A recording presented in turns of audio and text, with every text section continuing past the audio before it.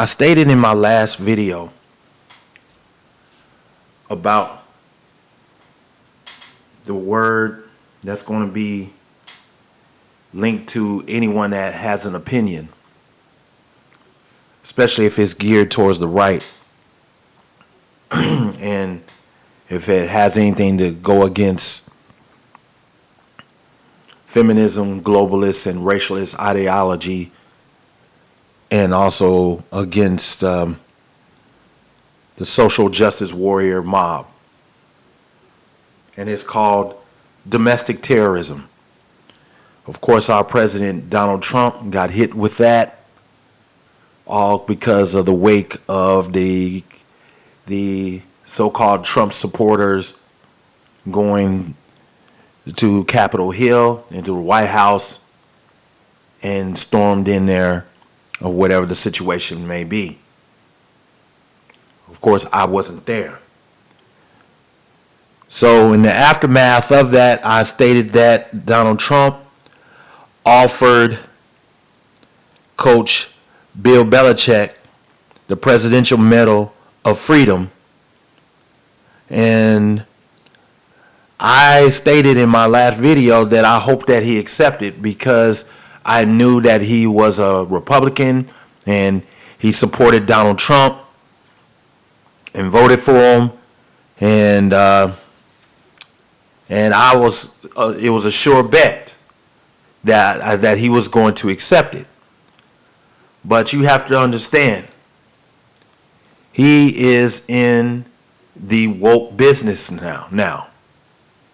And that woke business is called the NFL, professional sports and athletes. He has to deal with. Majority of your black men are woke. They just are. They're emotionally driven woke. So of course, Bill Belichick declined it. I am not going to read the article because that's for you to read. And all I need to know is that's what he did. And the reason why he did that is because he is in the woke business, whether he likes it or not. He's still a head coach of the New England Patriots. He's struggling at quarterback since Tom Brady left. And more than likely, he's probably going to have to draft a quarterback, which could be any of these black quarterbacks that may be coming through the draft. And some of the players who are black and they're also woke. So Bill Belichick reminds me of some of the people that I actually met along the way in this society. When you go to these little parties, these little cookouts and gatherings and little parties, they all say the same thing, how conservative they are. And how they want things to go back to the way they were. They don't believe in racism. They don't believe that black people are oppressed. They're very open about it, especially amongst their white friends. And then that one term that comes out about Donald Trump, they all say that he's done good for the country. They don't believe he's racist. But the one thing that a lot of people claim that they don't like is his tweets.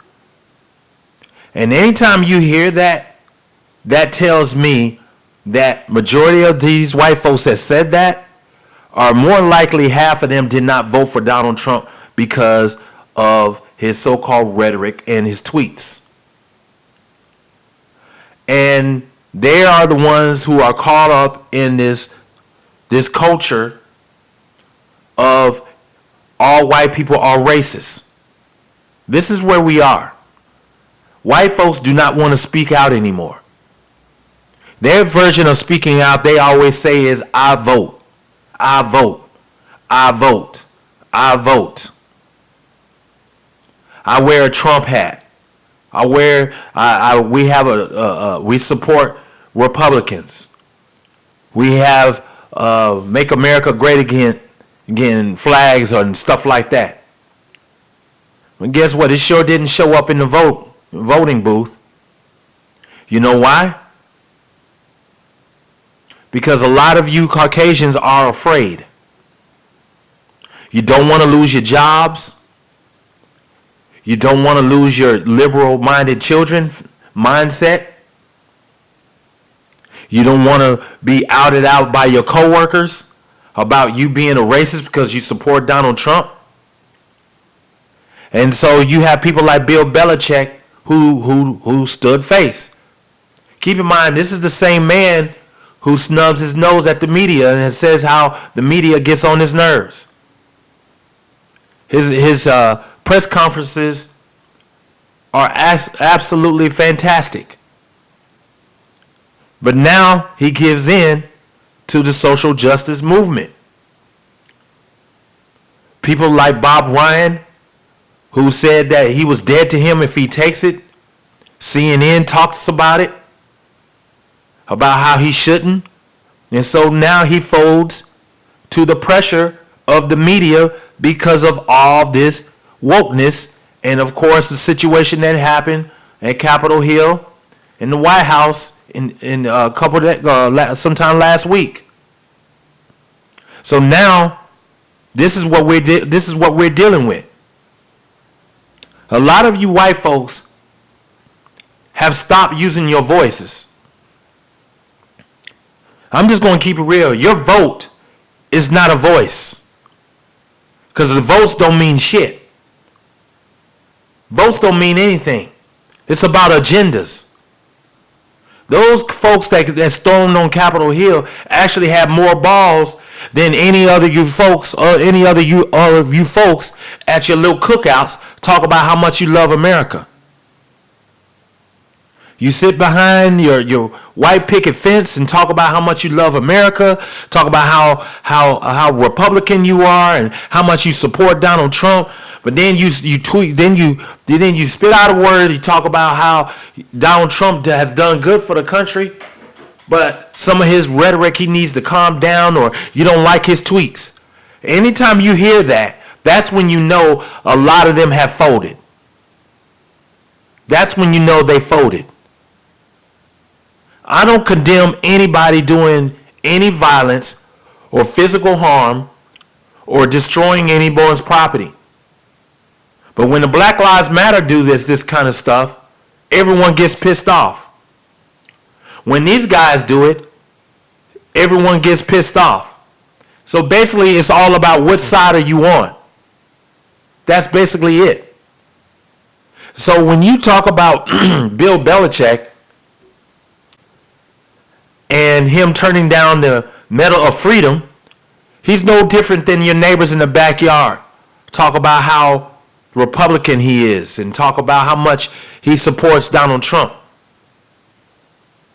and how they feel like Donald Trump has done good for the country. But there's always those black folks that say, you ignorant, you racist, you ignorant. That touched a nerve with white folks a little bit, because they don't want to be outed out. A lot of these folks got jobs. A lot of these folks have black co-workers who are very, very democratic. And they don't want to go back and forth. So they have to go home to their husbands while those black women that they arguing with goes back home with their liberal-minded black children. Talk about how much they hate white folks. But yet and still you work side by side with them. And white folks have to defend themselves about how they're not racist. And then all of a sudden you give in. This is why Donald Trump lost the election. Because white folks don't speak for nothing anymore. They don't make a stand for anything now. They fold. I mean, you can look at it clear as day on how these things are going to go about now. So I am not surprised that Bill Belichick turned it down. Not surprised at all. To me, I think it's a damn shame. It seems like the ones who actually speak up for black folk, for Donald Trump, are actually heterosexual black men who have their own channels, and that 16% that voted, the black males that voted for Donald Trump.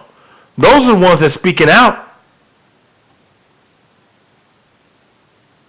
And like I said, that situation that happened in Capitol Hill, at least they had the balls to do that. They went straight to the source of the government.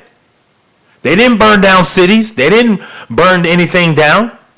They didn't tear up the cities all over the country. They went straight to the source. At least they had the balls to do it.